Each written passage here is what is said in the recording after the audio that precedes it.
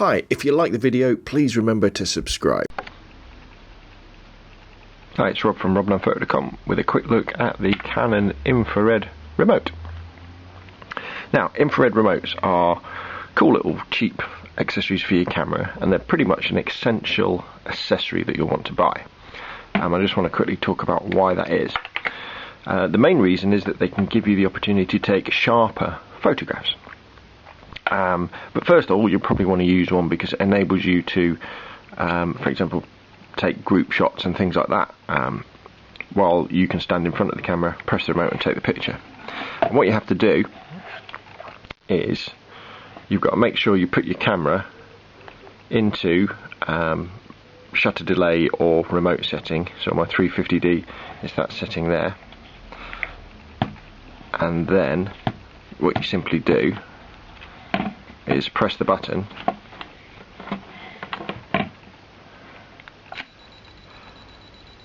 and it takes the picture remotely, so you can be standing in a group shot or something like that. Now, the other reason why you want to use a remote is because you want to reduce camera shakes for sharper photographs. So I'm going to show you how to do that as well. Now, obviously you're going to be using a tripod, and you set your camera up and using your remote. However, you may well have noticed that there's something on the back of my camera at the moment covering the viewfinder. Now, this is a little rubber thing that's probably still in the box of your camera, or it may be on your camera strap, or you might have thrown it away. But what it does is you slip it over your viewfinder and it stops stray light coming in to the viewfinder and prevents the camera from taking the wrong exposure. Because if light comes into there, the exposure will probably be too short. Similarly, while you're taking the shot, it stops light coming in there and it overexposing the shot.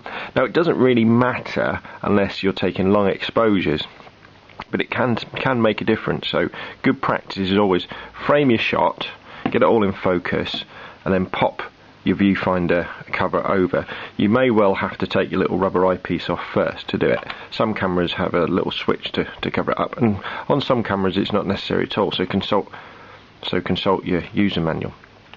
So as I said, we want to take a really sharp shot, so we've put our camera on our tripod, we've got our remote. Now, the other thing we really want to do is we want to enable mirror lockup. Now, what happens when you take a picture with an SLR? When you press the button, the little mirror that we look through, which is sort of, you can probably just about see it, this thing in the back of here, that has to flick up out of the way, and then the camera can take the picture, and it sort of goes clunk. And the problem with that is it can cause the camera to shake a little bit. And so what you need to do is, if you check your manual, and then you'll find somewhere in the settings something to do with mirror lockup. In my 350D it's under custom functions, and it's function number 7, and it's mirror lockup, and all you do is you just enable it.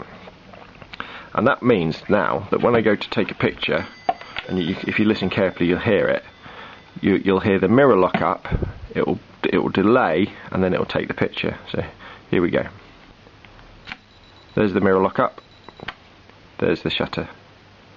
There's the shutter closing. It's quite a long shutter speed, that, because I'm inside, and so it's using a long shutter speed. So let's just listen again. So if you can imagine, the camera's on the tripod, we've already focused it, we've put our cover over our viewfinder, we've enabled mirror lockup, so we just press the remote, there goes mirror locks up, opens the shutter, closes the shutter, and then you'll end up with a really nice sharp shot. Now, these little gadgets, I think they're about £20 on Amazon for a new one. They're not very expensive at all. Runs off a couple of watt batteries, and I use whenever I'm using a tripod, I'll always be using my remote, because you might as well, because it reduces shake. And wherever possible as well, where I'm doing longer exposures, I make sure I cover up my viewfinder to stop stray light coming in and spoiling it. A couple of things to remember though is these things are really easy to lose, so make sure you pop that in your pocket, and as soon as you finish shooting with your tripod and your long exposures, make sure you stick it back on so that you don't lose it. Okay, so there you go, that's the Canon Mini Infrared Remote. A really worthwhile purchase for anybody.